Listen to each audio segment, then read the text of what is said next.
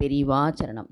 தெய்வத்தின் குரல் முதல் பாகம் சாப்டர் 9 பக்தி என்ற தலைப்பில் சுவாமி என்றால் என்ன?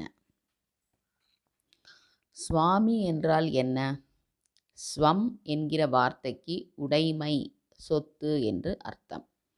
ஸ்வம் என்பதே தெலுங்கில் சொம்மு என்றாகி இருக்கிறது. சொம்மு என்றால் சொத்து. ஸ்வந்தம் நமக்கு சொந்தமானது, அதுவே நம் சொத்து. கோயிலை சேர்ந்த சொத்தை கேரளத்தில் தேவஸ்வம் என்கிறார்கள் அல்லவா? உடைமைக்கு சொந்தக்காரர் யாரோ அந்த உடையவர்தான் சுவாமி.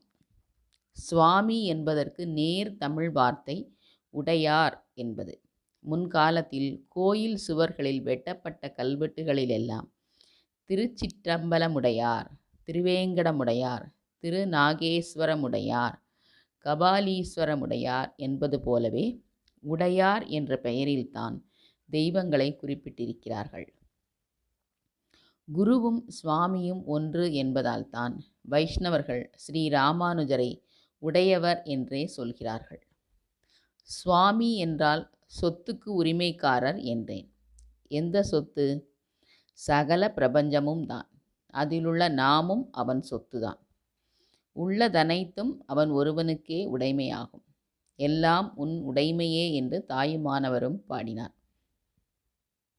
நம் சொத்து பிறர் சொத்து என்றெல்லாம் பாத்தியதை கொண்டாடுகிறோமே, உண்மையில் இந்த சொத்தெல்லாம் அவற்றுக்கு பாத்தியதை கூறும் நாம், பிறர் எல்லாருமே அவனுடைய சொத்துதான். அவன் இல்லாவிட்டால் இந்த பிரபஞ்சமும் இல்லை, நாமும் இல்லை, நாம் பாத்தியதை கூறுகிற சொத்துக்களும் இல்லை. நாம் வீடு, வண்டி போன்ற சில சொத்துக்களை புதிதாக உண்டாக்கினதாக நினைக்கிறோம். விஞ்ஞானிகள் புதிதாக இயந்திரங்கள் செய்கிறார்கள். ஆனால் இதற்கெல்லாம் அடிப்படையில் எந்த மூலப்பொருள்களை வைத்து கொண்டு செய்கிறோமோ அவை சுவாமி செய்ததுதான்.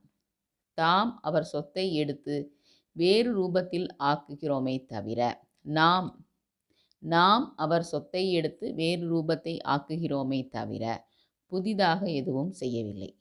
மூலப்பொருளை செய், அணுவை உண்டாக்கு என்றால் எந்த விஞ்ஞான நிபுணராலும் அது முடியாத காரியம். இத்தனை மெஷின்கள், குண்டுகள் செய்கிற விஞ்ஞானியால் ஒரு சின்னஞ்சிறிய இலையை செய்ய முடியுமோ? எல்லாவற்றையும் செய்கிற ஒரே ஒருத்தருக்குத்தான் அவையெல்லாம் சொந்தம்.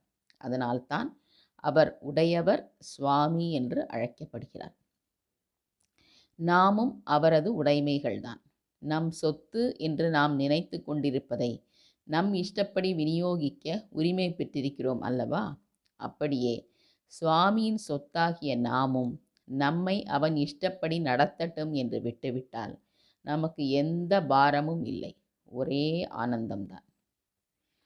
இப்போது நான் என்று எதையோ சொல்லிக்கொண்டு அலைகிறோமே, உண்மையில் இது அவனுக்குத்தான் சொந்தம் என்று புரிந்து கொண்டு விட்டால் அப்புறம் நாமாக கிடந்து அலைய மாட்டோம்.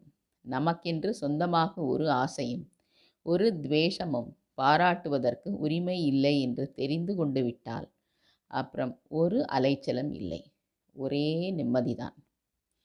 சுவாமி என்கிற வார்த்தையே நமக்கு நம்மிடமே எந்த சொந்தமும் இல்லை. நாம் அவன் தன்னிஷ்டப்படி விநியோகிக்க உரிமை பெற்றிருக்கிற அவனுடைய சொத்துதான் என்பதை உணர்வதற்காக அமைந்திருக்கிறது. இப்படி உணர்வதுதான் பக்தியின் பரம லட்சியமான சரணாகதி என்பது. பெரிவா சரணம்.